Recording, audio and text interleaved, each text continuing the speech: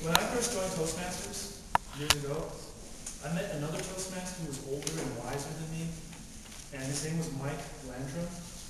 You know Mike Landrum. Besides being a Toastmaster, Mike was also a professional actor and a public speaking coach.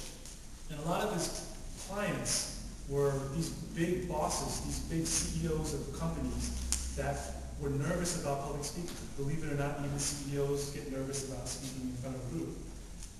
Mike told me about this one client he had, this big CEO of a multinational corporation, how he had to give a big speech at this place where there would be a lot of important people, reporters, politicians, shareholders of the company, the general public. And this CEO was very nervous, so he hired Mike to be his coach. So Mike went into his corner office, and the CEO started talking about, oh, I gotta do this for the speech, this person's gonna be there, that person's gonna be there, I gotta do this, I don't know how to do it, I'm nervous. And after going on and on for about 20 minutes, Mike stopped him and he asked him finally, he said, so what kind of a speaker do you want to be? And the CEO said, well, I've always admired the kind of speaker that can step out from behind the podium and talk to the audience without using any notes. And then Mike said, well, you've been talking to me for the last 20 minutes and I didn't see you use any notes. So the CEO laughed. And then he said, well, what I mean is, I wish I could speak to an audience as easily as I could speak with another person, one-on-one. And Mike said, well, I think that's a good goal. And I think that's a goal that we can reach. So the advice that Mike gave him was also the advice Mike gave me. Mike told me that in public speaking, there's a gap between the speaker and the audience. And everything depends on how the speaker sees the gap. Some speakers see the gap as something minor, like a small stream that they can just step over. Those are the naturally good speakers. They don't need a podium, they don't need any notes. They can just talk to the audience like they're having a conversation. Most other speakers, probably like us, we see the gap as something really big, really wide, like a river. And the bigger the audience that we have to talk to, the wider the river gets, and we feel like we're so distant from the audience. And we look on the other side of the river, we see the audience, all those eyes looking at us. It starts to make us nervous, uncomfortable. Those eyes, they're judging us. And we become afraid of messing up. So what do? We write out the whole speech in advance. We practice it 20 times. We even memorize it, some of us, pages and pages and pages of words. Pages and pages of words. How many of you do that? I used to do that. Well, but the thing is, we're not used to reading off of cards when we talk. We're not used to having memorized everything we say.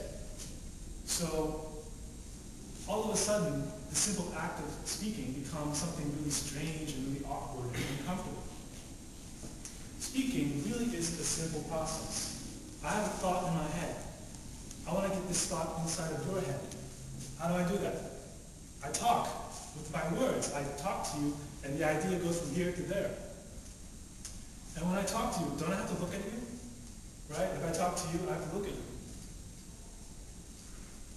And if I'm having a conversation with you guys, did I have to write out this whole conversation last night, practice it 10 times, and then come here and have the conversation with you?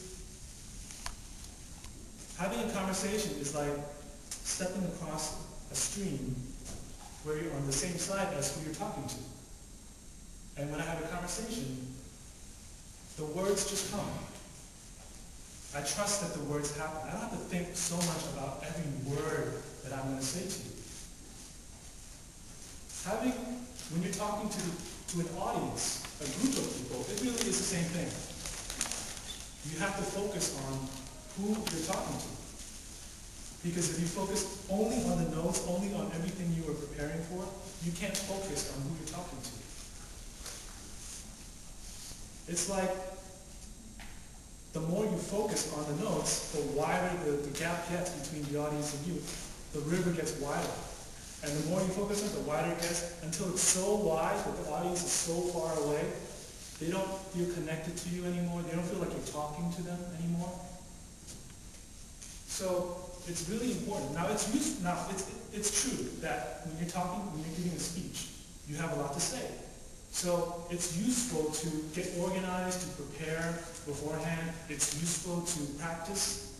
It's useful sometimes even to memorize parts of the speech, especially if you have a lot of quotes or a lot of facts and figures that you want to mention in your speech. It's easier to memorize that. But the main focus in speaking is who you're talking to. You guys.